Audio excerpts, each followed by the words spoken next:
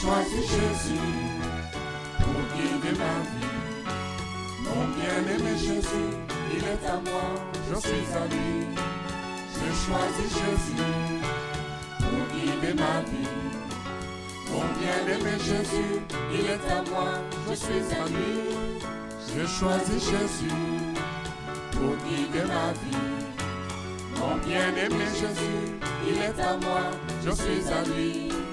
J'ai choisi Jésus pour guider ma vie. Mon bien-aimé Jésus, il est à moi, je suis à lui. En marchant dans les chemins, dans les rues, observant tous les passants, chacun suivant sa propre voie, égoïstement, tristement. Mon cœur rempli de tristesse, je me pose tant de questions. Savent-ils qu'un jour ils connaîtront la mort et qu'après la mort ils feront face au jugement? Moi j'ai choisi Jésus pour guider ma vie. Mon bien-aimé Jésus, il est à moi, je suis à lui. J'ai choisi Jésus pour guider ma vie. Mon bien-aimé Jésus, il est à moi, je suis à lui. Jésus me... Gloire à Dieu, nous continuons notre série Béréen l'explorateur. Nous en sommes à l'histoire d'Élie. Et on avait expliqué la dernière fois le contexte. Élie arrive dans un temps où il y a eu une succession d'environ 5 rois qui étaient idolâtres, qui n'obéissaient pas à Dieu, non seulement qui n'obéissaient pas à Dieu, mais qui entraînaient tout le peuple dans l'idolâtrie, à commencer par Jéroboam, le premier roi d'Israël divisé. Voilà. Et Élie arrive, il y a déjà eu donc un passif de 50 ans environ d'erreur, donc au minimum. Et il arrive en ce moment-là, comme d'habitude, lorsque le peuple de Dieu est égaré, le Seigneur a pitié et il envoie des prophètes pour redresser son peuple, pour parler à son peuple. Élie arrive dans ce contexte-là où l'idolâtrie, la fausseté est enracinée au milieu du peuple d'Israël. Et il se sent seul, il se retrouve comme seul face à tout un peuple et face à toute la structure dirigeante du pays. Et malgré cela, il fait quand même le travail par l'onction divine. Et on voit comment il était mis à part. On ne parle pas de femme pour Élie. Donc c'est quelqu'un qui s'est consacré. En fait, ce sont ce genre de personnes qu'on a commencé à appeler hommes de Dieu, parce que c'était des gens qui vivaient en quelque sorte pour Dieu. Ils n'avaient pas autre chose à faire que servir Dieu à 100%. Et c'est comme ça qu'Élie a vécu. Et Dieu l'a utilisé pour fermer le ciel à travers la prière pendant 3 ans. Et maintenant, il prie à nouveau afin qu'il pleuve. C'était dans le but de vaincre, de montrer que le Dieu d'Israël, l'Éternel, est plus fort que le Dieu Baal, le faux Dieu que beaucoup de gens adoraient et qui était censé être gestionnaire de la pluie et des récoltes. Donc Dieu a démontré à travers la prière d'Élie que c'était lui l'Éternel qui était le véritable Dieu. Et le Seigneur a l'habitude d'agir ainsi, lorsqu'il veut libérer son peuple. Il s'attaque aussi au faux Dieu que son peuple adore. Donc on a vu ça en Égypte, ce n'était pas forcément le peuple de Dieu qui adorait ces dieux-là, égyptiens, mais ce sont ces dominations-là, ce sont ces esprits-là qui dominaient en Égypte. Le Seigneur a envoyé 10 plaies pour les vaincre et pour les contraindre à lâcher son peuple. Et donc là, le Seigneur envoie la sécheresse pour montrer que ce Dieu-là, Baal, est un faux Dieu, c'est un petit Dieu. Le véritable Dieu, c'est l'Éternel. Donc il y a eu confrontation entre Élie tout seul et 450 prophètes de Baal et 400 d'Astarté. Donc lui tout seul, il les a confrontés au mont Carmel et il a été vainqueur. C'est des choses très très difficiles, bien-aimés. Être tout seul face à 850 personnes, c'est la puissance du Saint-Esprit qui peut faire la différence. Quand on dit 850 personnes, c'est 850 faux prophètes, mais il y avait un peuple indécis aussi là. Il y avait la structure dirigeante qui était pour ces faux prophètes-là. Donc, mais bien aimé, ça peut nous arriver aussi. Ne nous disons pas « je suis seul », mais avec l'onction de Dieu, on peut faire face, même si les gens sont 10 000, tu leur fais face. On a vu aussi notre frère Paul qui a fait ça à Éphèse, alors qu'il y avait toute une assemblée, toute une foule qui cherchait à le frapper, à le tuer, à le lapider.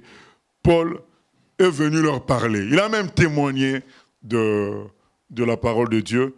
Et donc nous continuons donc cette histoire dans 1 Roi chapitre 18 de 41 à 46.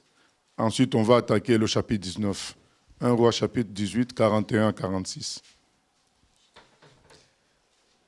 Et Élie dit à Akab, « Monte, mange et bois, car il se fait un bruit qui annonce la pluie. » Akab monta pour manger et pour boire, mais Élie monta au sommet du Carmel, et se penchant contre terre, il mit son visage entre ses genoux, et dit à son serviteur, « Monte, regarde du côté de la mer. » Le serviteur monta, il regarda et dit, « Il n'y a rien. » Élie dit 7 fois, « Retourne. » À la 7e fois, il dit, « Voici un petit nuage qui s'élève de la mer et qui est comme la paume de la main d'un homme. » Élie dit, « Monte et dis à Akab, attelle et descend, afin que la pluie ne t'arrête pas. » En peu d'instants, le ciel s'obscurcit par les nuages, le vent s'établit et il y eut une forte pluie. Akab monta sur son char et partit pour Jezreel. Et la main de l'Éternel fut sur Élie, qui se saignit les reins et courut devant Akab jusqu'à l'entrée de Jezreel. Donc voilà Élie qui maintenant prie pour qu'il pleuve à nouveau. Et il annonce ça avant qu'il ne pleuve. Vous savez, dans le monde, on a des spécialistes, même dans le milieu chrétien, des gens qui parlent qu'après coup. Donc quand le match est fini, maintenant ils commencent à faire des analyses. Oui, il y a eu telle erreur, mais il fallait dire ça avant, que c'était mal fait. Donc beaucoup de gens parlent après coup. Et Dieu, il parle avant. Il parle avant, il dit, j'annonce les choses en avance, avant qu'elles arrivent. Donc je ne viens pas commenter après pour dire c'était mal fait ou bien fait de prendre telle route ou telle voie. Non, il annonce les choses à l'avance, il dit, fais vite Akab, sinon la pluie peut t'empêcher d'aller jusque là où tu pars. Et il est écrit au verset 45, en peu d'instants, le ciel s'obscurcit, par les nuages, le vent s'établit, et il y eut une forte pluie. Akab monta sur son char et partit pour Jezreel. Donc c'est ça la puissance de Dieu. Dieu montre sa puissance, il montre que c'est lui qui est l'Éternel, qui a fait les cieux et la terre, et qui commande sur la pluie et sur tout le reste, à travers ce miracle de fermer le ciel pendant 3 ans et de faire pleuvoir à nouveau, lorsque lui l'a décidé. Donc c'est vraiment, Élie avait dit à Akab, ça sera à ma parole. Donc je décide qu'il ne pleuve pas, et vous allez le voir, et à ma parole encore il va pleuvoir, et c'est ce qui s'est passé, lui étant serviteur de l'Éternel. Donc Dieu a montré sa puissance, et cet épisode me rappelle toujours ce qui est arrivé à Watchman Nee et son équipe. J'ai souvent raconté cette affaire. Ils étaient partis en évangélisation dans une île non encore visitée par les chrétiens, une île de la Chine, et arrivés dans cette île, le premier jour, Dieu a fait grâce, il y a une personne qui s'est convertie, et cette personne les a accueillis chez elle. Donc ils ont habité dans la maison de cette personne à partir de ce jour-là. Les jours qui ont suivi, ils ont beau parler de Jésus, il n'y avait aucun égard de la part des habitants, aucun signe d'attention. À un moment donné, un des missionnaires, qui était un jeune de 16 ans, a été exaspéré par une telle indifférence. Alors, il dit aux villageois à qui il parlait, « Mais comment vous pouvez vous permettre de rejeter le Sauveur, le Dieu véritable que nous vous annonçons. Qu'est-ce qui vous prend? C'est là qu'un villageois lui dit, mais écoutez, nous on a déjà notre Dieu, Tawang. C'est pourquoi on n'a pas besoin de votre Dieu. Mais le jeune homme dit, mais en quoi votre Tawang, il est Dieu? Qu'est-ce qui montre qu'il est Dieu? Ils ont dit au jeune homme, ça fait 246 ans qu'il nous a prouvé qu'il était Dieu. Ça fait 246 ans que lorsque nous décidons d'un jour pour le célébrer et on décrète que ce jour-là, il ne pleuvra pas, ça fait 246 ans que cela s'accomplit, ce jour-là, il ne pleut pas. Le jeune homme s'est dit, ah bon?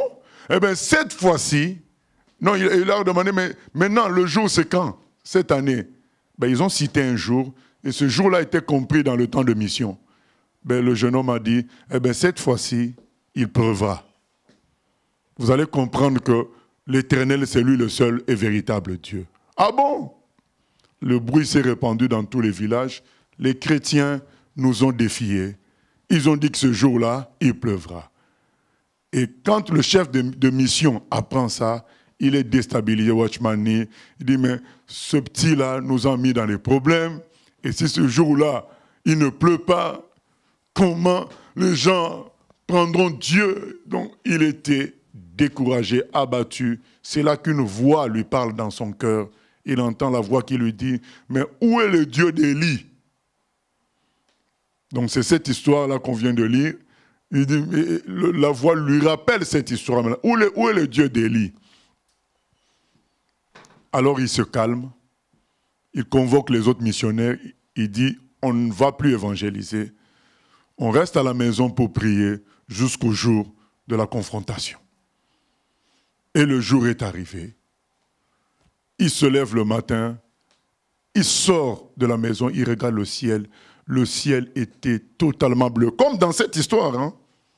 Donc Élie regarde, ben, il voit qu'il n'y avait rien du tout. Mais il a prié.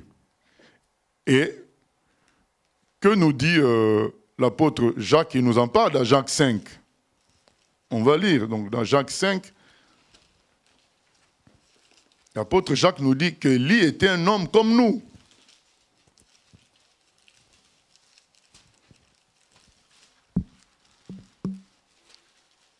Donc il sort, il voit que le ciel est bleu. Verset 17, hein? Oui. Et jusqu'à 18. Jacques 5, 17. Élie était un homme de la même nature que nous. Il pria avec instance pour qu'il ne pleuve point, et il ne tomba point de pluie sur la terre pendant 3 ans et 6 mois. Puis il pria de nouveau, et le ciel donna de la pluie, et la terre produisit son fruit. Voilà.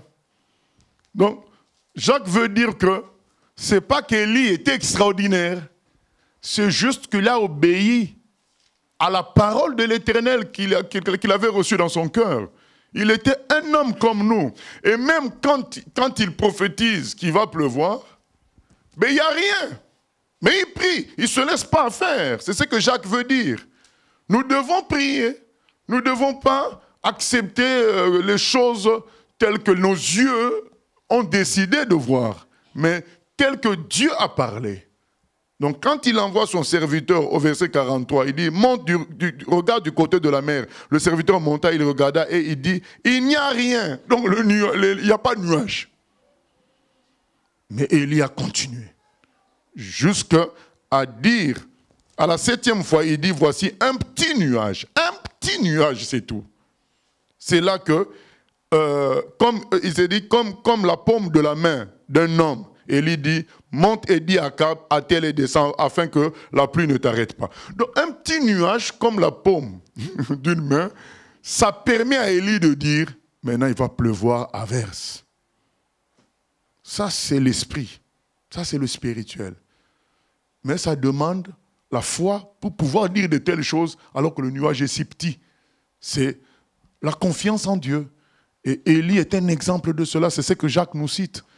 Élie est un exemple de l'esprit de vérité, il est aussi un exemple de foi. Il prie. Et ce jour-là, quand Watchman y sort, il voit le ciel, c'était bleu, complètement bleu, pas de nuages. Quand il retourne dans la maison, la voix revient encore. Mais où est le Dieu d'Élie? Le Dieu d'Élie, comme Jacques dit, c'est notre Dieu aussi. Et il peut faire les mêmes choses avec nous. Du coup, pour manifester sa foi, pour vivre sa foi, il a dit, on a suffisamment prié, Dieu nous a exaucés, allez amener la nourriture, on va préparer, on va manger, et puis on s'attend au Seigneur. Et pendant qu'ils allaient mettre la première cuillère de riz dans la bouche, ils entendent du bruit sur le toit. Ça commençait à pleuvoir fortement, alors qu'il y avait quelques temps, pas plus d'une heure, il était sorti. C'est le nuage, il n'y avait pas de nuage. Ça montre combien Dieu est puissant. Et là, ces gens-là ont vu la puissance de Dieu. Donc, bien-aimés, faisons confiance au Seigneur. Et parfois, le Seigneur va nous mettre dans des situations comme Moïse devant la mer Rouge.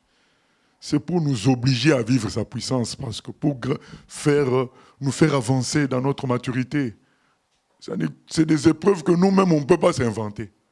C'est pourquoi si on dit à quelqu'un, invente-toi les épreuves, je suis sûr que mais je peux vous dire que ça sera la belle vie. Hein, parce que qui va s'inventer une épreuve comme ça où tu dois dire qu'il va pleuvoir alors qu'il y a un si petit nuage? Personne. Ah non, pas question. Il y a beaucoup qui vont inventer seulement que les roues du véhicule, une roue soit crevée, c'est tout. Comme ça, on répare vite fait. Mais là, c'est Dieu lui-même qui te contraint à l'épreuve pour te faire grandir. Et quand c'est comme ça, bien-aimé, soyons comme les amis de Daniel. On dit, mais écoutez, si on recule, qu'est-ce qui se passe? Notre foi est morte. Si on avance, on entre dans le feu. Qu'est-ce qu'on choisit, bien-aimé? Moi, je ne me vois pas vivre sans la foi. Je préfère mourir avec la foi. C'est ça qu'un chrétien doit se dire. Je préfère être humilié. Ah bon, il a plu, ou bien il n'a pas plu, mais j'ai eu foi. Nous, on a déjà vécu ça. On a vécu des miracles qui se sont accomplis par rapport à la pluie, mais on a vécu aussi des temps où on a affronté, mais il a plu quand même. Et on était trempés jusqu'aux os. Mais on a cru en la parole. Au moins, tu sors de là trempé, gardant ta foi. Que reculer et perdre sa foi, tu n'es pas trempé, mais tu as perdu ta foi. Ah, là, c'est grave. Parce que là, tu ne peux plus avancer. Donc, bien aimé, manifestons la foi. Dans des moments comme ça, tu te dis, si je recule, je perds ma foi. Mais je suis conservé. Je n'aurai pas honte devant les gens. Mais à quoi ça sert? Il est écrit, le juste vivra par la foi. Mais tu te dis, si j'avance, eh bien, il y a le risque d'humiliation. Les gens vont rigoler si ça ne marche pas. Faisons comme les amis de Daniel, avançons. Parce que la foi meure, c'est très très grave. Tu deviens vraiment un torchon entre les mains du diable. Il fait de toi ce qu'il veut. 1 Jean 5,4 nous dit que c'est la foi qui triomphe de ce monde. Donc, dès que ta foi n'est plus au bon niveau, eh bien, le monde va s'amuser avec toi. Donc, autant, quand c'est comme ça, comme pour le cas de Moïse, vous êtes là devant la mer Rouge, eh bien, il ne reste plus que Dieu fasse son miracle. Voilà. C'est comme ça que Dieu parfois nous contraint pour qu'il fasse le miracle. La puissance de Dieu existe. Nous devons lui faire confiance. Nous continuons. 1 Roi 19, oui. Il y a une question du mardi dernier, une question Internet. Le fait que Élie égorgeât tous les prophètes de Baal, c'était une vengeance de Dieu par rapport à ces prophètes que Jézabel avait tués? C'était comme un retour à l'envoyeur? Non, c'était un jugement, le jugement de Dieu. Voilà, Dieu les a jugés. Voilà, un châtiment de Dieu, un jugement. Ok. 1 Roi 19. Chapitre 19. Akab rapporta à Jézabel tout ce qu'avait fait Élie et comment il avait tué par l'épée tous les prophètes. Jézabel envoya un messager à Élie pour lui dire « Que les dieux me traitent dans toute leur rigueur, si demain, à cette heure, Je ne fais de ta vie ce que tu as fait de la vie de chacun d'eux. » Élie, voyant cela, se leva et s'en alla pour sauver sa vie. Il arriva à Beersheba, qui appartient à Juda, et il y laissa son serviteur. Pour lui, il alla dans le désert, où, après une journée de marche, il s'assit sous un genêt et demanda la mort en disant : « C'est assez. Maintenant, Éternel, prends mon âme, car je ne suis pas meilleur que mes pères. » Il se coucha et s'endormit sous un genêt. Et voici un ange le toucha et lui dit : « Lève-toi, mange. » Il regarde, et il y avait à son chevet un gâteau cuit sur des pierres chauffées et une cruche d'eau. Il mangea et but, puis se recoucha. L'ange de l'Éternel vint une seconde fois, le toucha et dit : « Lève-toi, mange, car le chemin est trop long pour toi. » Voilà, Élie, après une telle victoire, cette victoire éclatante, il fait venir la pluie, mais avant ça, il y avait eu la confrontation avec les prophètes de Baal. Il avait encore vaincu, et puis il fait la démonstration, la pluie tombe. Mais là, quand il apprend que Jézabel est à sa recherche, Élie est déstabilisé et fuit. Et nous allons parler maintenant du combat spirituel. Le combat spirituel, ce n'est pas lié qu'aux sorciers pendant la nuit ou aux magiciens. Les esprits, pour se manifester, n'ont pas besoin seulement des sorciers ou des magiciens ou attaquer les gens pendant la nuit. Non, non, non. Les esprits peuvent se manifester pendant la journée, attaquer la conscience de quelqu'un, déstabiliser de plusieurs manières les gens. Le combat spirituel est réel et il faut le discerner pour savoir comment prier. Le Saint-Esprit nous guide. Et un des éléments qui montre le combat spirituel, c'est la peur. Quand il y a la peur, sachons qu'il y a des esprits qui sont engagés dans l'affaire. Une de leurs armes, c'est communiquer la peur d'abord. Parce que la peur, c'est l'ennemi de la foi. Parce qu'ils ne peuvent pas résister à quelqu'un qui a la foi. Donc, l'une de leurs armes, c'est déstabiliser d'abord par la peur. Où tu as l'impression que c'est fini pour toi. C'est cuit. Et ainsi, tu n'as pas recours à la foi. Et vous allez voir qu'au sommet de son combat, Jésus était à Gethsémane, il a transpiré du sang, de la sueur, et il a voulu changer quoi? C'est la peur. Une grande pression, une pression forte de peur pour te changer d'avis. Et là, on sait qu'il y a un combat spirituel là. Il y a des esprits qui sont mêlés. Il faut réagir par la prière. Il faut attaquer. À Gethsémane, Jésus a prié. C'est pourquoi il a dit aux autres, il faut prier. Parce que lui, il voyait les mauvais esprits. Il voyait tout ça. Il subissait cette pression-là. Il sentait, il voyait. Il dit, mais il faut qu'on prie. Il dit, mais vous n'avez pas veillé même 1 heure avec moi dans la prière, parce que là, c'était le combat qui était là. Et ce combat se manifeste par la pression, par la peur. Et on est comme abattus. Les apôtres étaient abattus, ils se sont endormis, parce que la peur les a étouffés. Et voilà, c'est le combat spirituel. Ce n'est pas une question de nuit seulement, ou des esprits, des sorciers ou des magiciens. Non, le combat spirituel, c'est plus que ça, parce que les esprits peuvent nous attaquer la nuit et qu'on se réveille avec foi. Mais plus que ça, c'est que tu te sens déstabilisé, tu te sens sans énergie, perdu. Ça existe. Ce n'est pas forcément une histoire de se réveiller avec une jambe lourde ou je ne sais pas quoi. Ça, c'est rien. Ça, c'est... quand tu as la foi, tout ça, tu triomphes de cela. Le vrai combat spirituel, c'est de te changer d'objectif. Le vrai combat spirituel, c'est de t'enlever la foi à Dieu. C'est ça le vrai combat spirituel.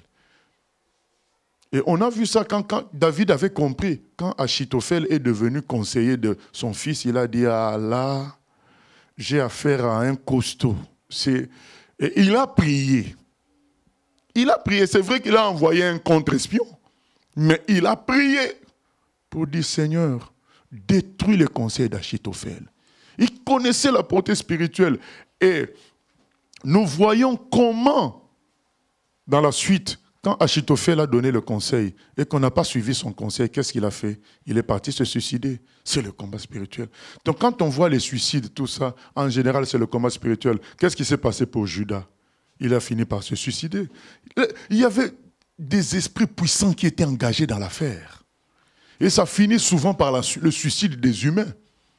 C'est le combat à haut niveau. Achitophel est parti se suicider. Et là, on voit quelqu'un de courageux comme Pierre. Très courageux. Au point qu'il avait fait quoi? Il avait coupé l'oreille d'un soldat. Est-ce qu'on peut comprendre? Il y a des soldats, vous voyez comment les soldats romains étaient habillés, comment ils étaient revêtus. Et ils arrivent comme ça, en nombre. Toi, tu oses prendre une épée, couper l'oreille de l'un d'entre eux. Mais maintenant, devant une femme qui te dit, mais toi, si tu faisais partie du nombre, aïe, tu te débines, tu perds tes moyens. C'est le combat spirituel, bien-aimé. Qu'est-ce que Jésus avait dit à Pierre? Satan t'a demandé. Donc Jésus savait que Pierre allait être criblé par des démons puissants. Il savait, il a dit, mais j'ai prié pour toi. C'est une question de prière. Ce n'est pas une question de fierté, de force. Non, ce n'est pas une question d'explication. C'est une question de prière. C'est le haut niveau. Jésus lui a dit, Satan t'a demandé, il va te cribler. Attention. Donc on nous a distraits en focalisant le combat spirituel sur les histoires des sorciers.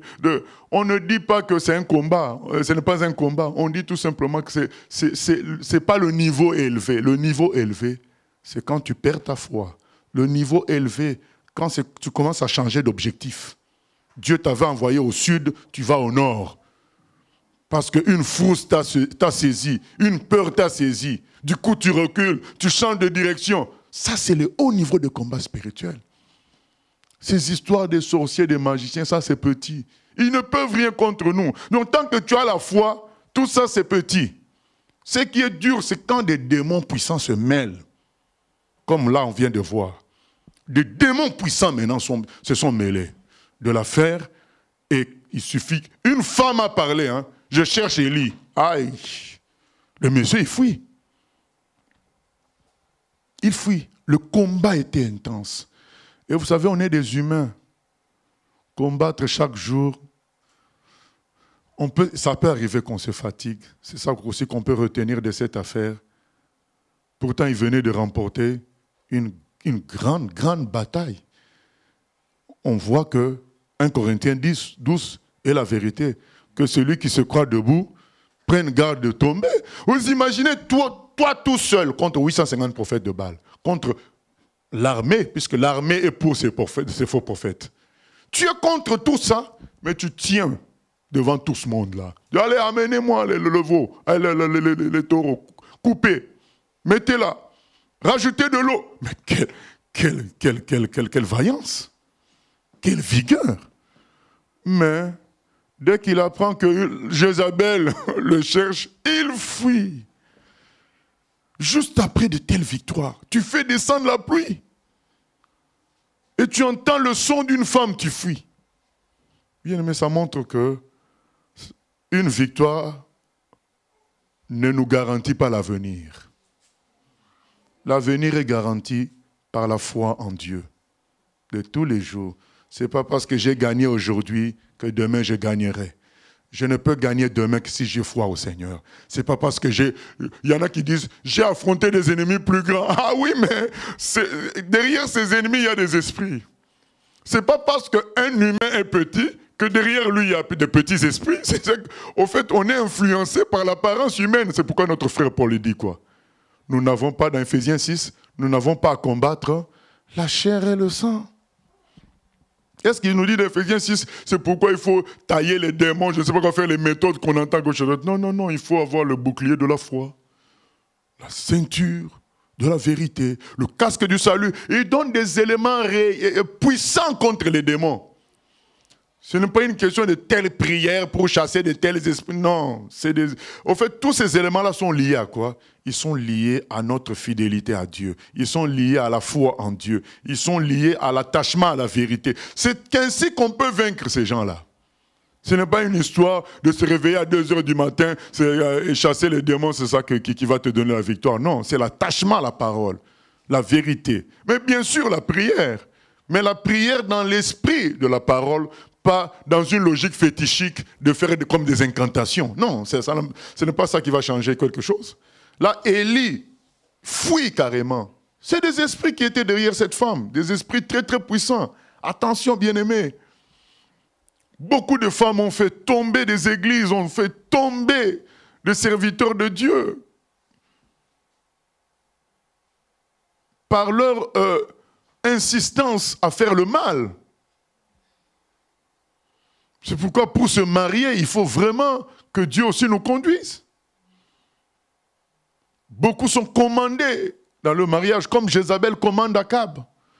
Et finalement, ils sortent du plan de Dieu. Beaucoup comme ça. Mais on va voir, mais c'est une femme, elle n'est pas forte physiquement, mais il y a des esprits derrière. Ça n'a rien à voir avec l'apparence. Paul a dit, ce n'est pas la chair. Il y a des esprits. Mais quand on est venu arrêter Jésus, qu'est-ce qu'il a dit? Il a dit, maintenant c'est l'heure des ténèbres. Mais lui, il était conscient du combat spirituel. Le combat spirituel est réel. Hein? C'est vraiment réel et on doit prendre l'habitude de faire la différence entre les humains et les esprits qui sont derrière eux. Sinon, on va haïr des humains pour rien. C'est pas bon. Dieu nous appelle à aimer les humains. On doit faire parce que quand on ne discerne pas le combat spirituel, on ne va pas prier. On va plus répondre aux gens. On va plus faire aussi soi-même des stratégies humaines. Alors que la réponse est dans la prière. David a dit, Seigneur, détruis les conseils d'Achitophel. Détruis le conseil d'Achitophel. Et s'il y a des actes à faire, on le fait aussi. Il n'y a pas de problème. Je vais vous donner encore un exemple. Pourquoi les pharisiens connaissaient quand même Jésus? Ils l'ont vu à plusieurs reprises. Ils pouvaient eux-mêmes tout seuls venir avec les soldats et l'arrêter. C'est lui, on l'arrête. Pourquoi avoir besoin de Judas pour trahir? Mais parce que dans le spirituel, que quelqu'un de ton camp te trahisse, t'affaiblit. Ce sont des réalités spirituelles. Pourquoi ces stratégies-là? Si on doit se regarder qu'à la force physique, est-ce que les soldats romains ou les pharisiens, qui avaient aussi leur garde, attention, ils avaient une armée, une petite armée qui mettait de l'ordre au temple ou au milieu entre les Juifs. Mais ils avaient tout ça. Mais pourquoi faut-il que Judas trahisse? Mais c'est spirituel. C'est spirituel. Quand quelqu'un de ton camp te dénonce, t'attaque, il y a plus d'impact dans le monde spirituel que si c'est juste le face-à-face. C'est des stratégies spirituelles, c'est du combat spirituel. Nous devons prendre conscience de la réalité du combat spirituel et ne pas être prisonnier des apparences. Il faut comprendre ce qui se passe. Ça va nous aider à prier, ça va nous aider à cibler les choses comme il faut et vaincre. Et là, on voit Élie a fui. Voilà. Le combat spirituel était très élevé. Oui? Il y a une question Internet, donc je vais lire un peu le verset auquel l'internaute fait référence. Donc c'est dans 1 Roi 18, c'est le verset 41. Et Élie dit à Akab, monte, mange et bois, car il se fait un bruit qui annonce la pluie. Donc l'internaute demande, pourquoi Élie demande à Akab de manger? Est-ce que ça a un lien avec un possible jeûne que Jézabel aurait pu donner, même si ce n'est pas mentionné dans ce passage? 1 Roi 21, on voit que Jézabel publie aussi des jeûnes. Est-ce que je ne sais pas. C'est possible. C'est possible qu'ils étaient dans un temps, puisqu'il y avait la sécheresse, peut-être qu'ils étaient dans leur temps. Oui, c'est possible. Je dis c'est possible. Mais toujours est-il que la pluie, c'est la joie. Donc il peut aussi lui dire manger et boire dans le sens où il y a une bonne nouvelle qui arrive. Allez, maintenant il faut manger et boire puisque la bonne nouvelle arrive. C'est possible aussi. Ok. Donc voilà, bien aimé, le combat spirituel est réel. Jésus nous l'a montré, Paul nous en a parlé. Voilà, mais ce n'est pas toujours tel que c'est dit aujourd'hui où on insiste sur les sorciers et les magiciens. Non, le combat spirituel, ça dépasse tout ça. Ça, c'est un niveau un peu plus petit. Le niveau élevé, c'est le niveau qui te fait changer de direction. C'est le niveau qui te fait perdre ta foi face à la lutte que tu dois mener. Nous continuons, verset 8. Verset 8. Il se leva, mangea et but, et avec la force que lui donna cette nourriture, il marcha 40 jours et 40 nuits jusqu'à la montagne de Dieu à Horeb. Et là, il entra dans la caverne, et il y passa la nuit. Et voici, la parole de l'Éternel lui fut adressée en ces mots. « Que fais-tu ici, Élie » Il répondit, « J'ai déployé mon zèle pour l'Éternel, le Dieu des armées, car les enfants d'Israël ont abandonné ton alliance. Ils ont renversé tes autels, et ils ont tué par l'épée tes prophètes. Je suis resté, moi seul, et ils cherchent à m'ôter la vie. » L'Éternel dit, « Sors et tiens-toi dans la montagne devant l'Éternel. » Et voici, l'Éternel passa. Et devant l'Éternel, il y eut un vent fort et violent qui déchirait les montagnes et brisait les rochers. L'Éternel n'était pas dans le vent.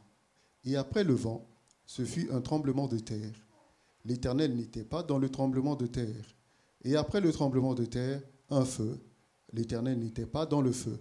Et après le feu, un murmure doux et léger.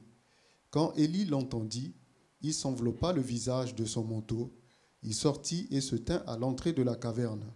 Et voici, une voix lui fit entendre ces paroles. « Que fais-tu ici, Élie » Il répondit, « J'ai déployé mon zèle pour l'Éternel, le Dieu des armées, car les enfants d'Israël ont abandonné ton alliance. Ils ont renversé tes autels, et ils ont tué par l'épée tes prophètes. Je suis resté, moi seul, et ils cherchent à m'ôter la vie. » L'Éternel lui dit, « Va, reprends ton chemin par le désert jusqu'à Damas, et quand tu seras arrivé, tu oindras Hazaël pour roi de Syrie, tu oindras aussi Jéhu, fils de Nimshi, pour roi d'Israël, et tu oindras Élisée, fils de Shaphat, d'Abel-Méhola, pour prophète à ta place. Et il arrivera que celui qui échappera à l'épée de Hazaël, Jéhu le fera mourir. Et celui qui échappera à l'épée de Jéhu, Élisée le fera mourir. Mais je laisserai en Israël 7000 hommes, tous ceux qui n'ont point fléchi les genoux devant Baal et dont la bouche ne l'a point baisé. » Voilà, donc finalement, Dieu apparaît, déjà dans un premier temps, il y a un ange qui avait donné de la nourriture à Élie pour le fortifier. Une fois de plus, on voit un grand miracle. Hein. Donc tu te réveilles, tu vois le pain, le gâteau cuit sur des pierres chauffées et une cruche d'eau. Il mangea et but se recoucha. Bien aimé, nous aussi en France, est-ce que c'est un tel miracle qu'on doit rechercher? Non. Alors tu peux faire un coup de fil. L'ancien Siméon t'amène des gâteaux. Tu n'as pas besoin que tu te réveilles pour que tu vois des pierres chauffées. Et puis, voilà. Donc ne cherchons pas à nous impressionner nous-mêmes. Voilà. Nous devons comprendre que c'était des miracles nécessaires par rapport au contexte. C'était pas le miracle de Dieu ne sont pas de l'amusement. C'est pas du spectacle. Donc aujourd'hui, nous, si on a faim, on a des moyens pour avoir la nourriture, même si on n'a pas d'argent. Et on prie d'abord, c'est vrai. Et après, le Seigneur n'est pas obligé de faire comme il a fait pour Élie. Il peut nous envoyer quelqu'un pour nous amener ce dont on a besoin. Voilà, donc le contexte n'est pas le même. Donc je fais cette parenthèse pour nous faire comprendre que on voit une différence entre ce que Dieu dit d'Élie et ce que nous retenons d'Élie. Parler à beaucoup de chrétiens, ce qu'ils vont retenir d'Élie, c'est la confrontation au Mont Carmel. Qu'est-ce qu'ils vont retenir d'Élie? C'est tous les miracles qu'on est en train de voir, le corbeau qui le nourrit, la pluie qui fait descendre, les pains cuits, et puis la résurrection de l'enfant.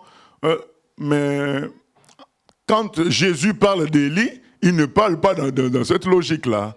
Donc, il parle d'Élie comme celui qui annonce, qui prépare le chemin du Seigneur. Donc, c'est l'esprit de vérité. Il dit que c'est Jean-Baptiste, est-ce que Jean-Baptiste a fait des miracles? Pas du tout. Donc, on voit que Dieu a sa vision, nous, on a notre vision. Alors que Dieu fait les miracles comme une sorte d'accompagnement du travail prévu, nous, on va insister sur l'accompagnement au lieu d'insister sur le travail qui, comme on a dit, Élie arrive dans un contexte où la société d'Israël est pourrie par l'idolâtrie, par la fausseté. Il vient pour redresser ça. Son nom, c'est Eliaou. L'Éternel est mon Dieu. Donc, il vient dire, c'est l'Éternel qui est Dieu. Au fait, c'est ça sa mission. Alors, les gens vont insister sur la pluie, sur tout ce que Dieu a fait à côté. Le savoir, c'est bien.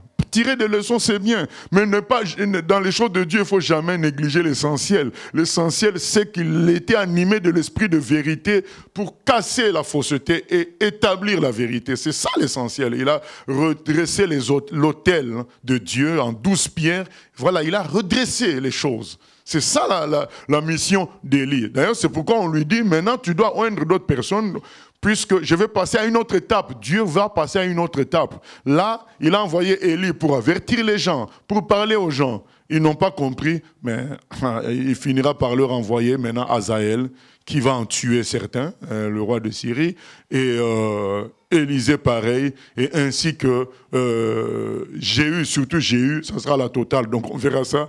Lui, c'est lui qui va faire le grand massacre d'adorateurs de Baal.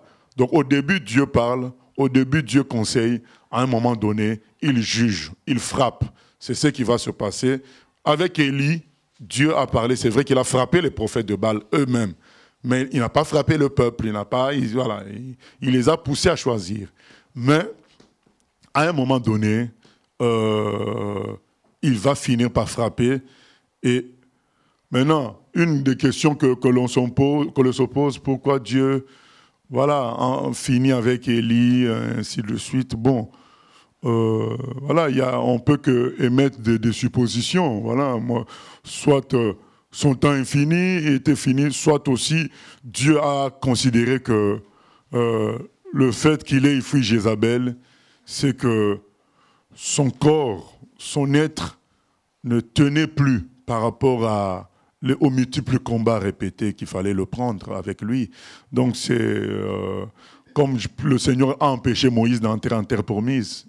Est-ce qu'il allait vraiment dévier en ce moment-là? Est-ce qu'on n'allait pas l'établir comme Dieu en terre promise? Voilà, donc vu ce qui s'est passé juste avant, qui a fait que Dieu lui dise « tu n'iras pas en terre promise », c'est possible qu'il ait senti que Moïse ne pouvait plus tenir face à sa gloire. La gloire de Dieu était intense, et Moïse risquait d'être tué par la gloire de Dieu en déviant, en prenant la gloire de Dieu pour lui, comme Satan l'avait fait autrefois et comme Adam a tenté de le faire. Donc, voilà, il y a toutes ces raisons-là qui sont possibles. Oui. Qu'est-ce qu'on peut dire sur la manière dont Dieu lui parle? D'abord, il y a un vent, Dieu n'est pas dedans, il y a un tremblement de terre, il y a les éléments. Fort, et Dieu n'est pas dedans, et Dieu est dans un doux murmure. Je me demande parfois quel est le lien avec le contexte justement dans lequel Dieu se révèle comme ça à Élie, et qu'est-ce qu'on peut en tirer aussi pour nous-mêmes, parce qu'il y a des moments où Dieu parle, il a parlé par la tempête, par le feu, tous ces éléments, mais là on nous dit qu'il n'était pas dedans.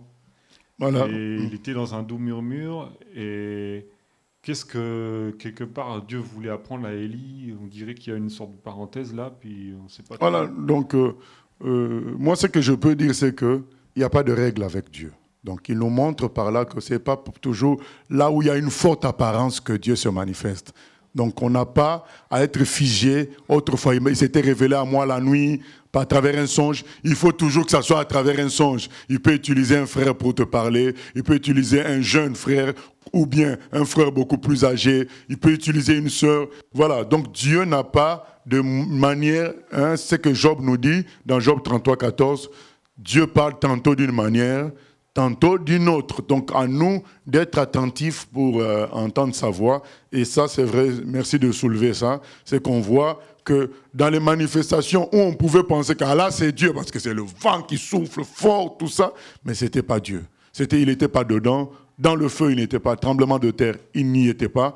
Et en réalité, c'était dans le murmure doux et léger. Dieu fait ce qu'il veut, à nous de saisir et comment, enfin, d'être attentif à sa voix, quelle que soit la manière dont il s'exprime. Voilà, qu'on ait un cœur disposé, qu'on ne soit pas, comme on l'a dit peut-être dimanche aussi, on ne doit pas être esclave de ce qui s'est passé dans notre mouvement. Peut-être dans notre mouvement, au début, il y avait tel miracle qui s'était manifesté régulièrement. On ne doit pas en faire une règle.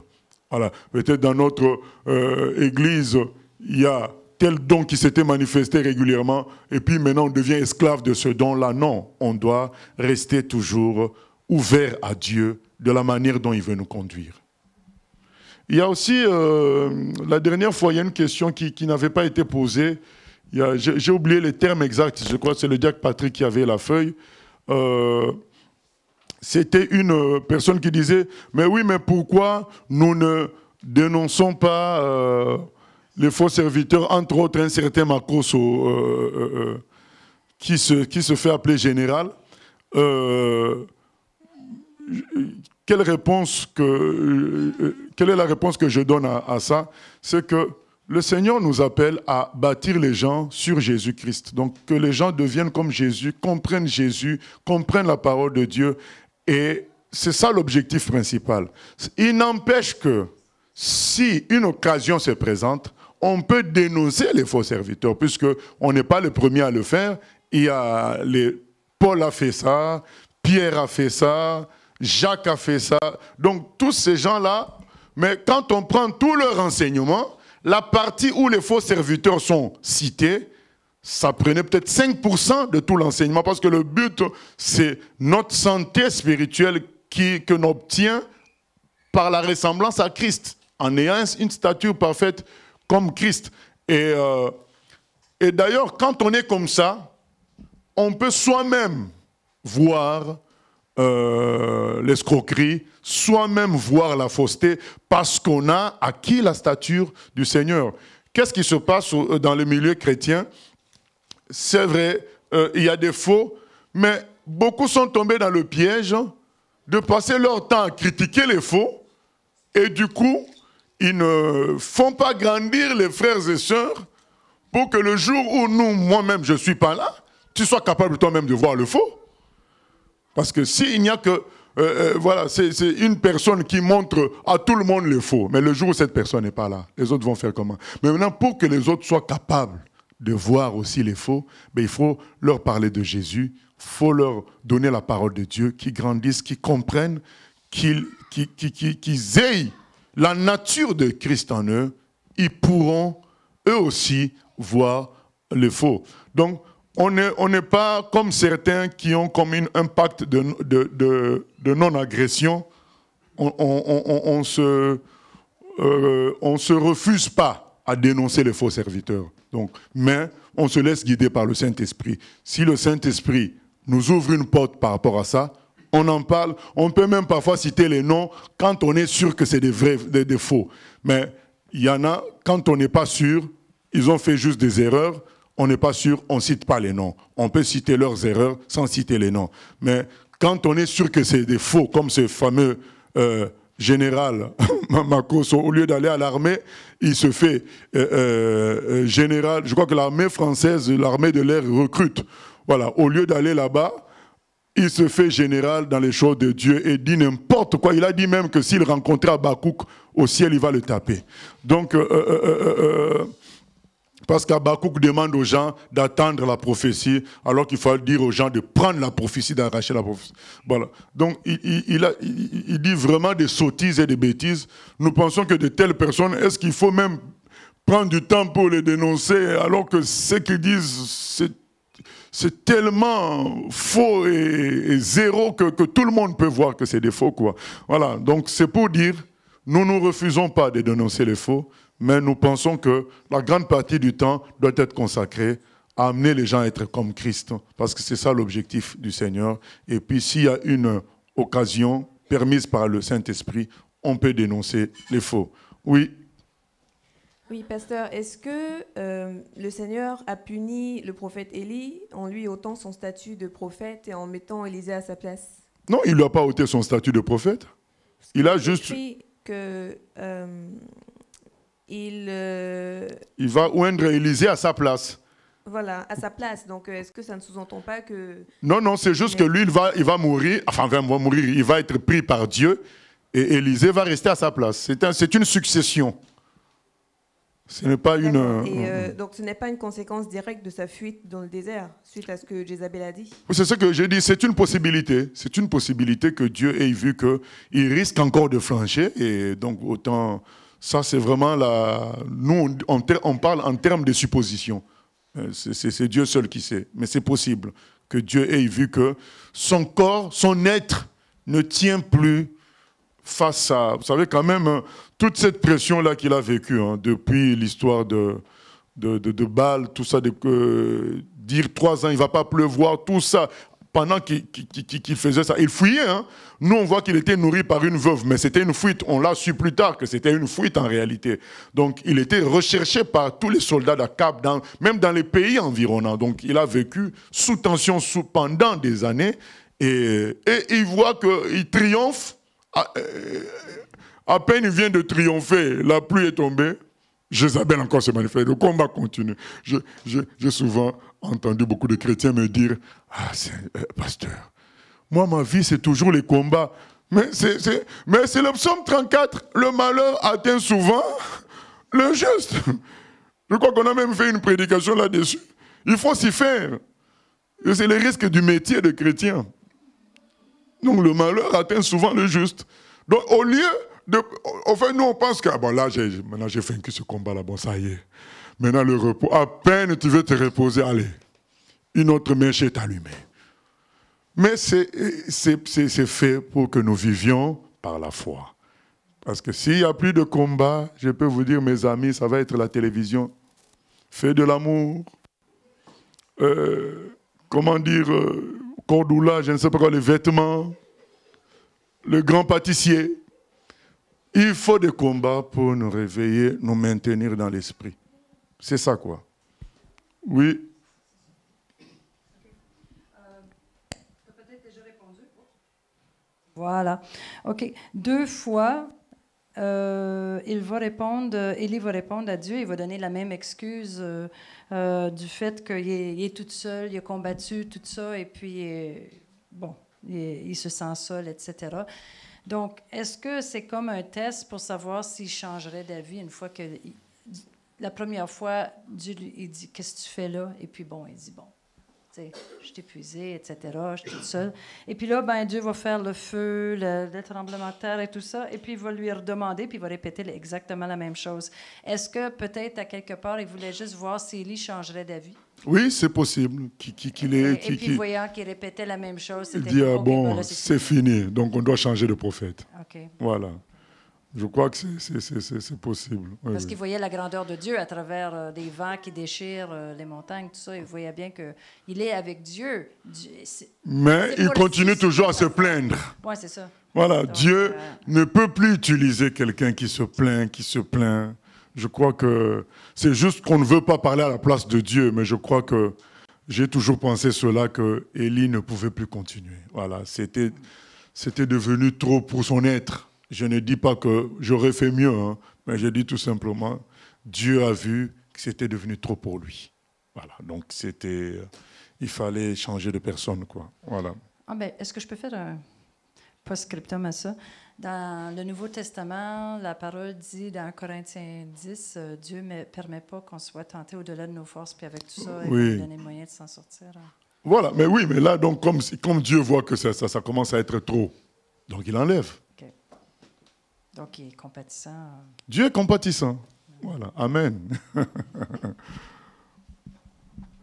Oui, pasteur, je voudrais faire un rapprochement entre ces 2 hommes. Enfin, on a parlé un tout petit peu de Moïse, on l'a cité, mais surtout de Élie, qui sont des grands hommes de Dieu, des grands serviteurs. Ils ont manifesté des signes de la puissance de Dieu.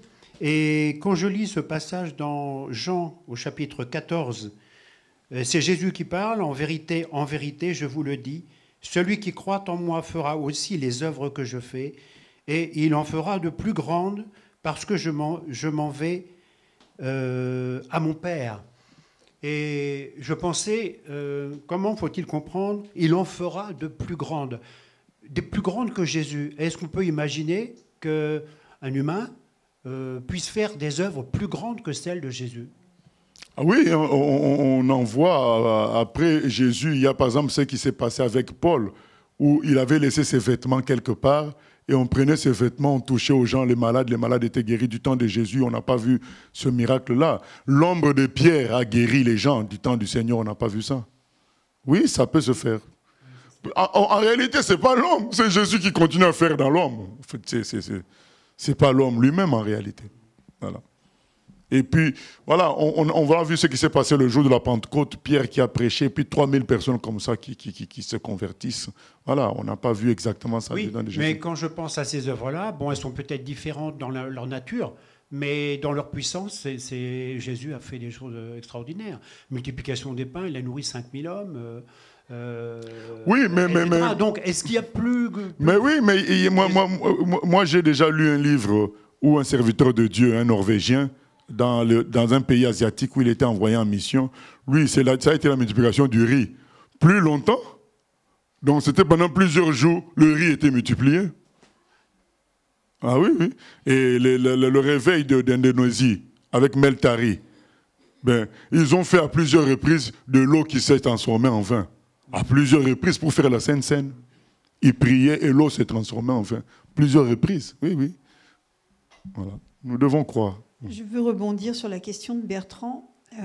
Est-ce que, quand le Seigneur dit « il en fera de plus grandes », est-ce que c'est un comparatif ou est-ce que c'est pas plutôt dans le sens de dire « comme il s'en va au Père, donc il aura accompli sa mission et donc la puissance sera plus grande ». Est-ce que c'est pas plutôt ça que des œuvres plus grandes que Jésus lui-même quand il était là? Non, moi je pense que c'est plutôt la dernière hypothèse que tu Le fait qu'il soit parti au Père et qu'il ait accompli sa mission jusqu'au bout. Parce qu'il dit « je m'en vais au Père ». Oui, mais il dit que les autres feront des œuvres plus grandes. Plus grandes. Plus grandes. Et donc voilà, est-ce que c'est plus grand en comparaison par rapport à Jésus?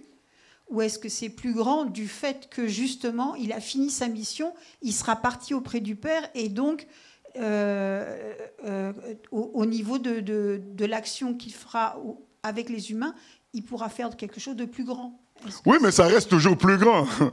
Oui, en fait, moi je parlais par rapport au... Oui, mais la puissance, c'est toujours la puissance du Seigneur, qui est plus grande peut-être, comme tu dis, parce qu'il a réglé maintenant le problème du sang. Le sang va écouler.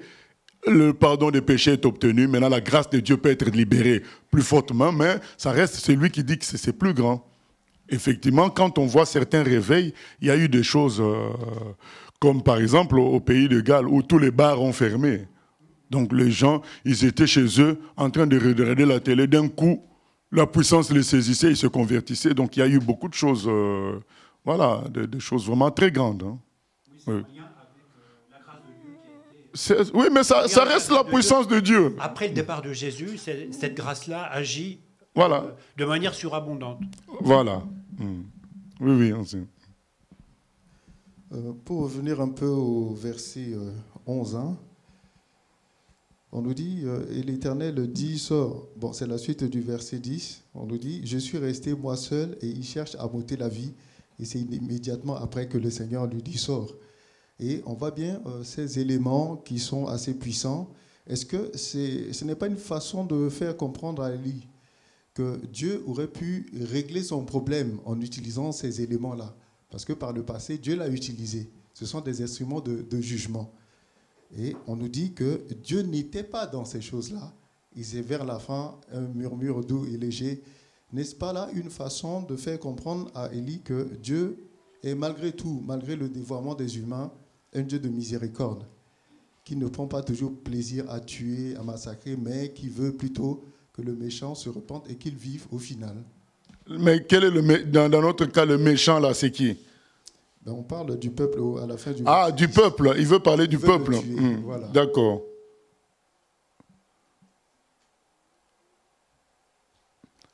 Dieu veut manifester sa miséricorde par le murmure d'eau. Voilà. Voilà, amen. Oui, oui. Voilà. Donc, mais, oui, ça c'est le côté amour de Dieu. Mais pour Élie lui-même, comme tu dis, il voit le vent, il voit le feu, il doit comprendre que Dieu est tout-puissant. Et continuer la mission, quoi. Mais bon, quand on lui repose encore la question, il se plaint encore et...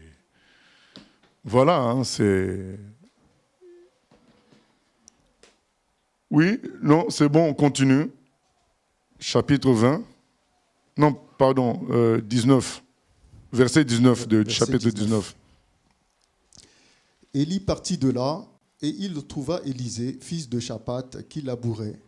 Il y avait devant lui 12 paires de bœufs, et il était avec la 12e. Élie s'approcha de lui, et il jeta sur lui son manteau. Élisée, quittant ses bœufs, courut après Élie, et dit, « Laisse-moi embrasser mon père et ma mère, et je te suivrai. » Et Élie lui répondit, « Va et reviens, car pense à ce que je t'ai fait. » Après s'être éloigné d'Élie, il revint prendre une paire de bœufs qu'il offrit en sacrifice. Avec l'attelage des bœufs, il fit cuire leur chair et la donna à manger au peuple. Puis il se leva, suivit Élie et fut à son service. Voilà. Élisée est appelé par Élie. Élie jette son manteau. Élie jette son manteau sur lui, et c'était ça l'appel. Le manteau symbolisait l'appel, le ministère. Et, mais il y a une différence avec ce qui se passe dans le Nouveau Testament. Dans Luc 9,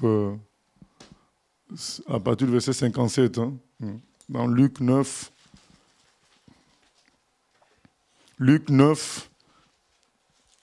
à partir du verset 57,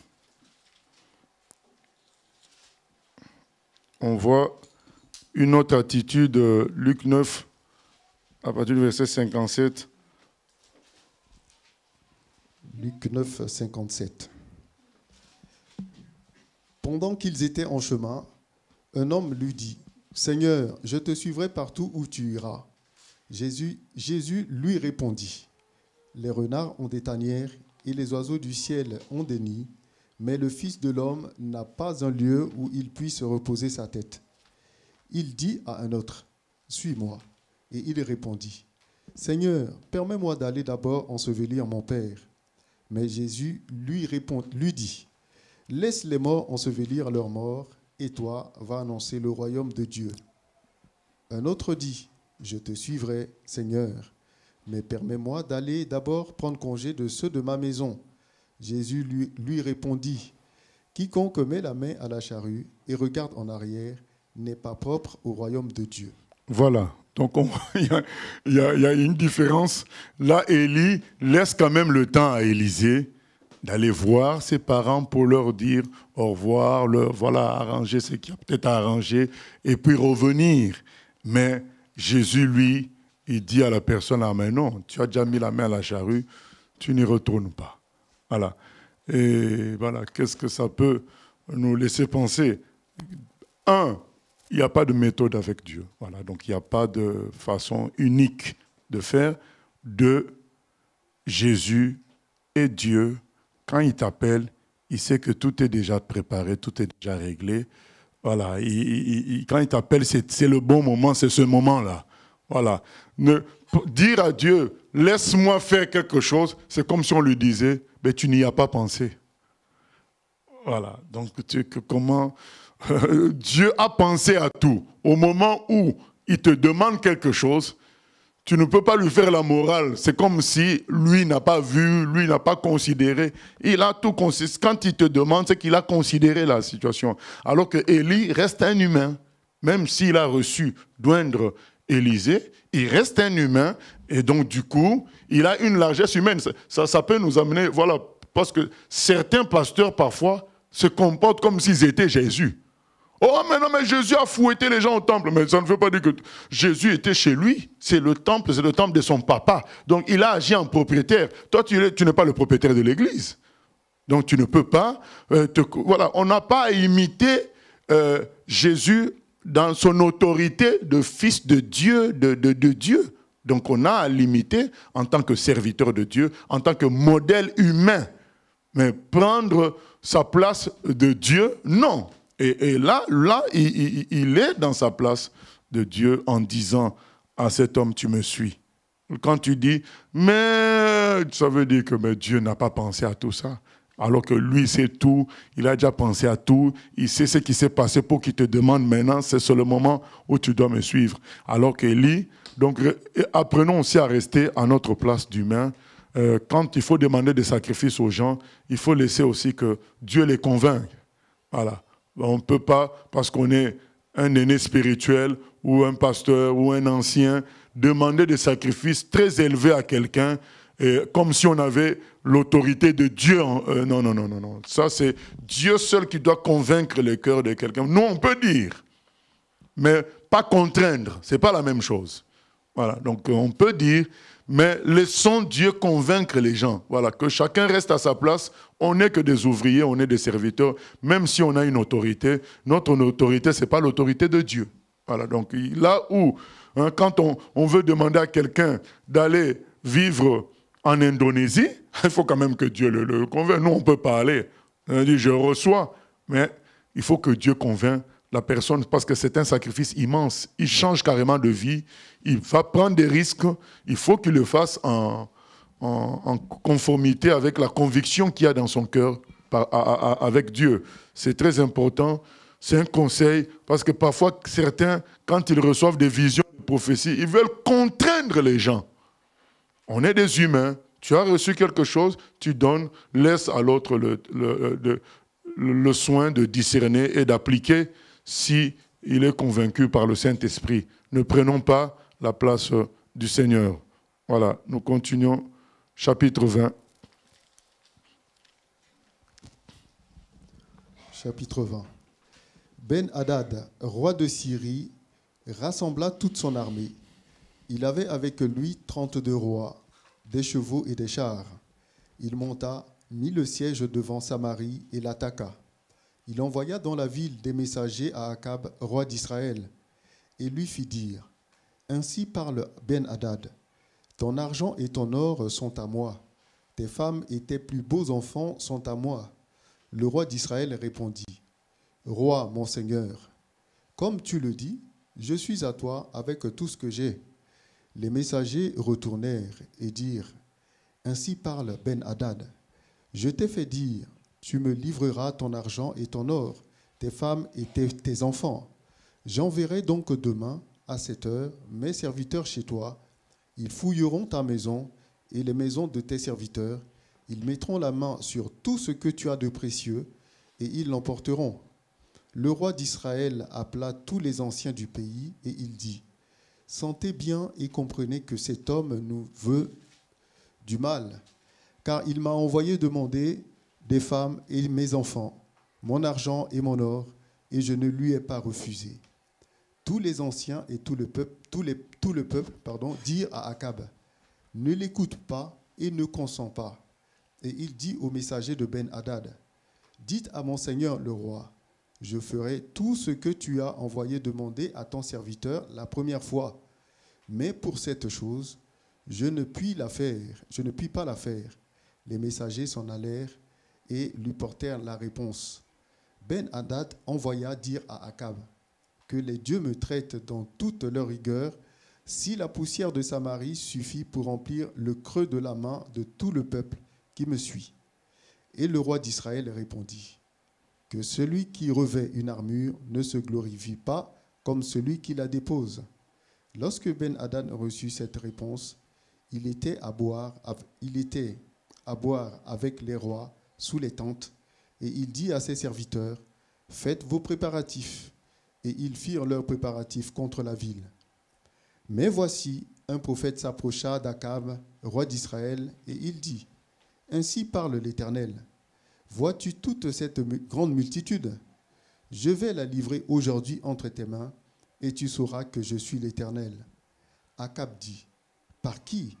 Et il répondit, « Ainsi parle l'Éternel, par les serviteurs des chefs des provinces. » Akab dit, « Qui engagera le combat? » Et il répondit, « Toi. » Alors Akab passa en revue les serviteurs des chefs de province, et il s'en trouva 232, et après eux, il passa en revue tout le monde, tous les enfants d'Israël, et ils étaient 7000. Ils firent une sortie à midi. Ben-Hadad buvait et s'enivrait sous les tentes avec les 32 rois, ses auxiliaires. Les serviteurs des chefs des provinces sortirent les premiers. Ben-Hadad s'informa et on lui fit ce rapport. Des hommes sont sortis de Samarie. Il dit, s'ils sortent pour la paix, saisissez les vivants, et s'ils sortent pour le combat, saisissez les vivants. Lorsque les serviteurs des chefs des provinces et l'armée qui les suivaient furent sortis de la ville, chacun frappa son homme, et les Syriens prirent la fuite. Israël les poursuivit. Ben-Hadad, roi de Syrie, se sauva sur un cheval avec des cavaliers. Le roi d'Israël sortit, frappa les chevaux et les chars, et fit éprouver aux Syriens une grande défaite. Voilà, Akab, hein, voilà, quand on a commencé, c'était, voilà, il était présenté comme un mauvais roi dominé par sa femme. Il y a eu les événements du mont Carmel, l'événement de la pluie ensuite. Est-ce qu'il y a eu comme une sorte d'apaisement côté idolâtrie, côté méchanceté?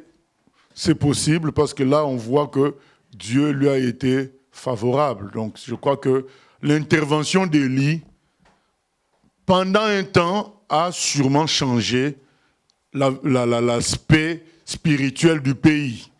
D'où, voilà, l'importance de vrais serviteurs de Dieu. Leur présence, pendant un temps, peut porter le peuple de Dieu.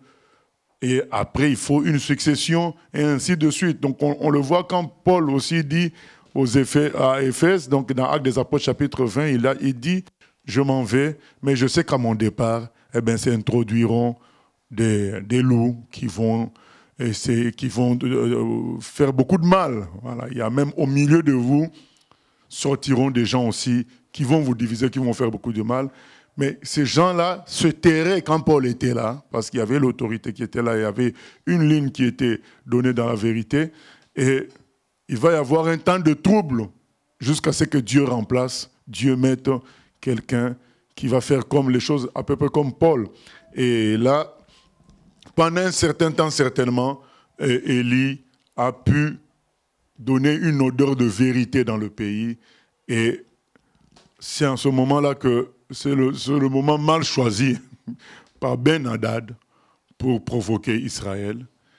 Et j'ai l'habitude de dire, Dieu est miséricordieux, il est compatissant, il est lent à la colère, mais il n'est pas bête. Cet homme-là envoie un message pour dire, vos femmes, vos enfants les plus beaux sont à moi et vous-même. Akab répond, pas de problème, mon chef. On est à toi, on est tes serviteurs. Voilà, il n'y a pas de problème, on s'humilie, on s'incline. Bien-aimé, il faut faire attention à ne pas briser le roseau qui est déjà cassé. Toi, tu veux encore le briser. Attention. Donc, les gens s'inclinent déjà devant toi. Lui, il veut aller loin encore. Allez maintenant, il envoie ses soldats, je vais m'envoyer mes soldats, fouiller dans toutes vos maisons et prendre ce qui a de la valeur. Mais là, tout le monde, que ce soit Akab, le peuple, les chefs, tous se sont dit, ah, là, quand même, il exagère. C'est comme si on n'existe plus, là. Ah ben, autant qu'il nous tue seulement. Dis-lui, cette fois-ci, on ne cède pas. Voilà. On te demande quelque chose, ça s'apparente à la mort. Ce qu'on te demande, donc tu n'existes plus. Donc on va venir là, on prend tout ce qu'on veut. Donc tu... Non, ils ont dit non. Là, c'est trop. C'est comme on disait tout à l'heure par rapport à la foi. On va arriver dans une situation où tu te dis, si je recule, mais j'ai perdu ma foi. J'ai perdu ma foi, donc je ne peux pas reculer. Autant être trempé, voilà, autant... Voilà. Mais je ne recule pas, parce que je ne veux pas... Si je perds ma foi, j'ai tout perdu. Voilà. Je ne perds pas. C'est là que... Là, on arrive à une situation où ils disent, mais non... on s'était déjà incliné devant lui. Mais bien aimé, c'est un conseil. Si quelqu'un, tu as une femme qui s'humilie devant toi, n'exagère pas. Tu as un mari qui s'humilie. N'exagère pas parce que tu risques de toucher un niveau où tu vas tout détruire, tu vas vraiment perdre ta domination. Le peu que tu avais là, tu vas tout perdre et ça va vraiment se renverser. Il faut faire attention.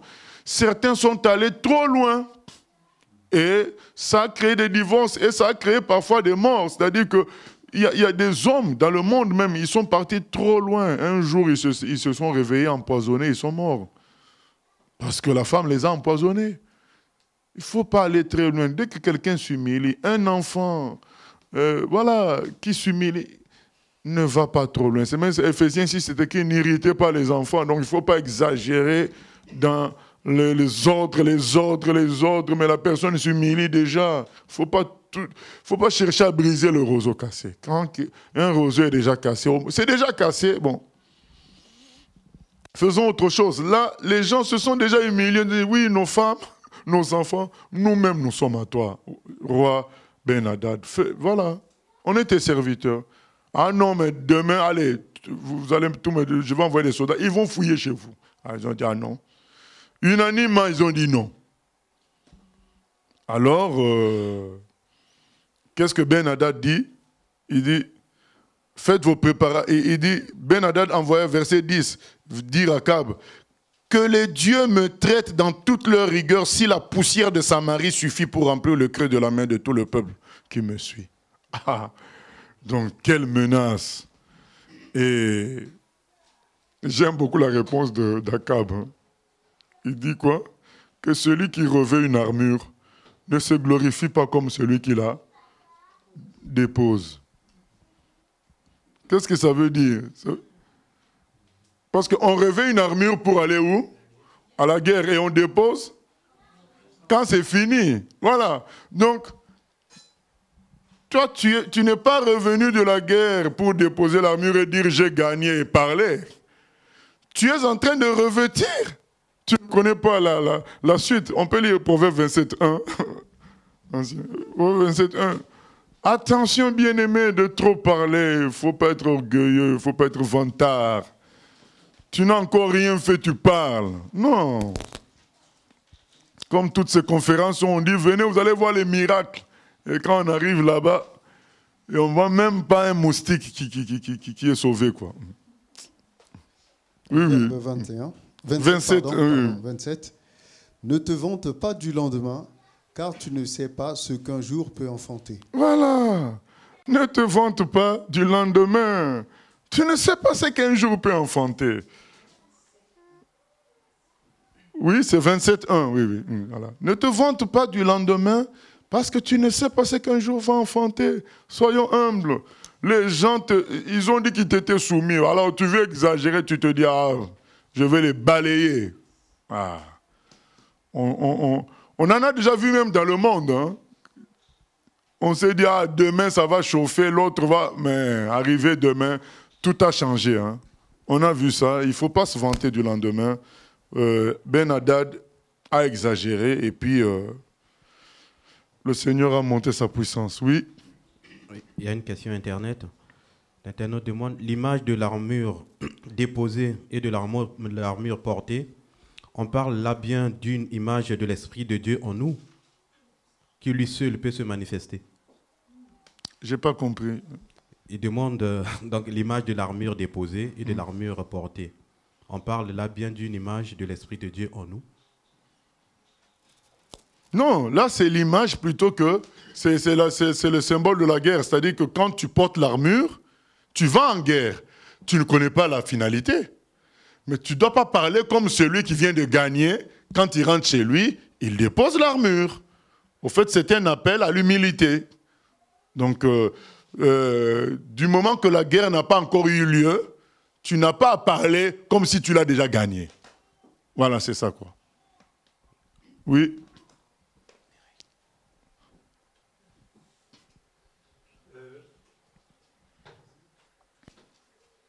Pasteur, quand je pense à une autre parole de la Bible qui dit ne résiste pas aux méchants. Alors, j'entends bien ce que tu dis par rapport à la situation d'Akab, là, qu'effectivement, il y a des situations où c'est soutenu par l'Éternel qu'on résiste.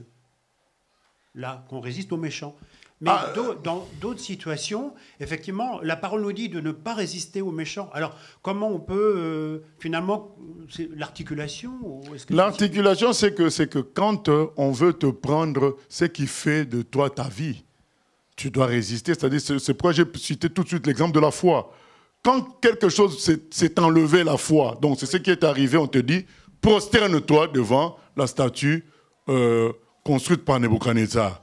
Là, c'est que ce qu'on attaque, c'est ce qui fait ta vie, c'est ce qui fait ton lien avec Dieu. Là, tu ne cèdes pas. Donc on ne fléchit pas les genoux devant Baal. Mais quand c'est tout ce qui est lié à la terre, ça ne touche pas ta relation avec Dieu. On ne résiste pas aux méchants. Mais là, qu'est-ce qu'on est en train de demander, de dire à Akab? Là, maintenant, c'est vous n'existez plus. Donc on va venir fouiller, on fait ce qu'on veut. Là, c'est ton existence. Il n'y a plus la notion de la dignité humaine. On n'existe plus là. Et c'est ça qu'on lui demande. Et en tant que roi, donc il va laisser son peuple. Donc il devient un roi qui ne protège pas son peuple. Là, non. C'est-à-dire que c'est son rôle divin qui est atteint là. Ce n'est pas... En premier, il a dit, bon, écoute, d'accord, on est tes serviteurs. On ne va pas chercher la guerre. On est prêt à s'humilier. On est tes serviteurs. Mais là, il est parti plus loin. Donc maintenant, vous n'existez plus. Donc il n'y a plus la dignité humaine que Dieu nous a donnée à nous tous. Voilà, donc c'est ça, c'est... Quand on touche à ce qui est divin en toi, donc on peut résister. Voilà. Et quand on dit résister, ce n'est pas par la force, hein, mais c'est... Là, dans notre cas avec Akab, Dieu permettant encore les guerres à notre époque aujourd'hui, c'est qu'on ne cède pas, on dit non, je ne veux pas régner le Seigneur. Voilà, je ne renie pas. Oui.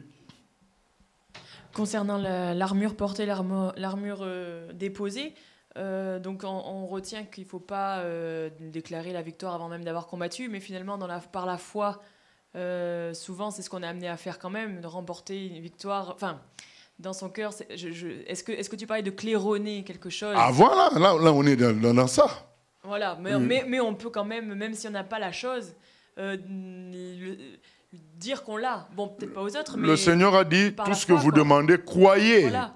Mais il ne nous a pas demandé de claironner, il nous a demandé de croire. Donc là, on parlait de ne pas le dire, quoi. Voilà, donc là, c'est la personne est en train de se vanter. Donc de claironner, comme tu as dit, alors que le Seigneur nous donne des victoires, il nous demande d'être conscient qu'on aura la victoire, mais pas de commencer à faire la vantardise. Voilà. Donc il faut rester humble, c'est l'appel à rester humble. Et oui, juriste, c'est bon? Ok, d'accord, donc nous allons prier, nous sommes arrivés à la fin. Nous allons prier que le Seigneur nous fasse grâce de saisir à chaque fois le combat spirituel quand il se manifeste, à ne pas nous attaquer à des humains. Donc, il y a des moments où les humains peuvent nous distraire. Et pour que nous, on s'attaque à eux, alors que le combat est ailleurs.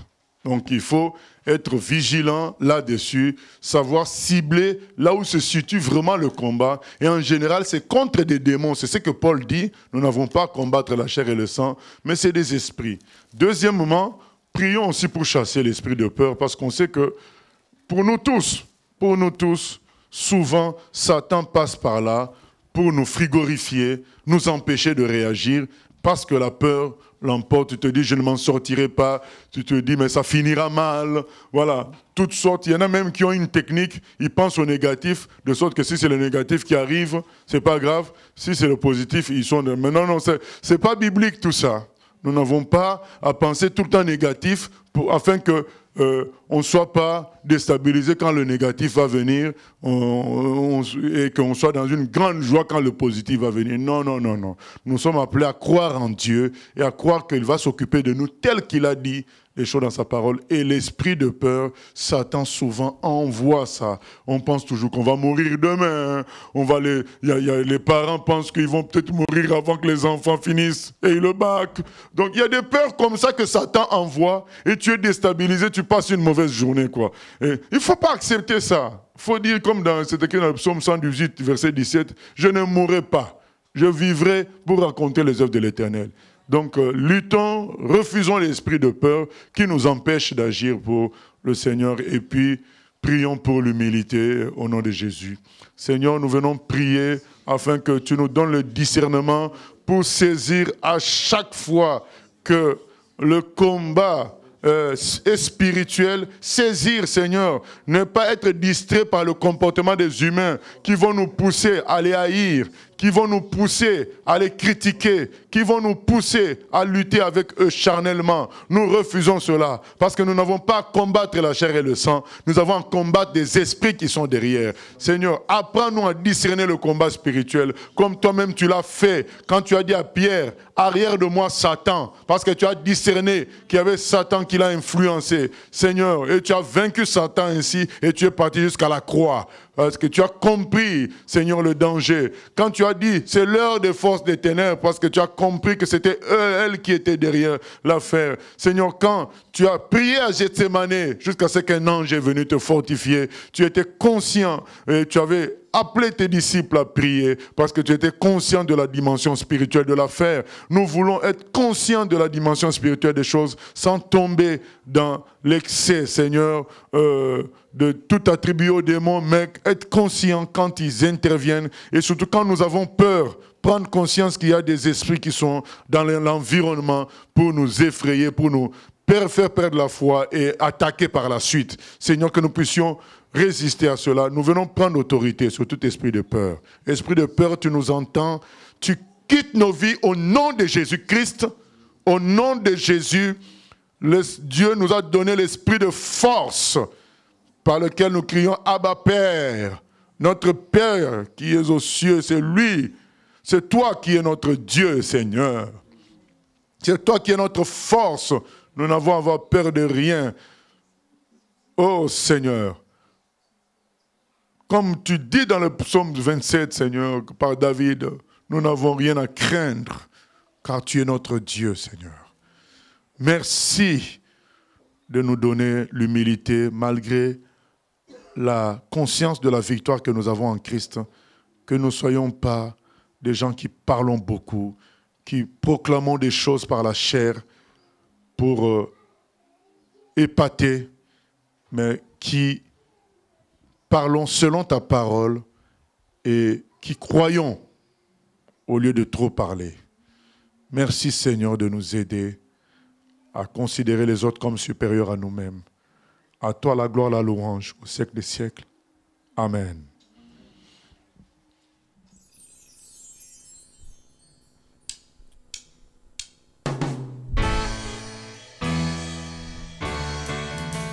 J'ai choisi Jésus pour guider ma vie. Mon bien-aimé Jésus, il est à moi, je suis à lui. J'ai choisi Jésus pour guider ma vie.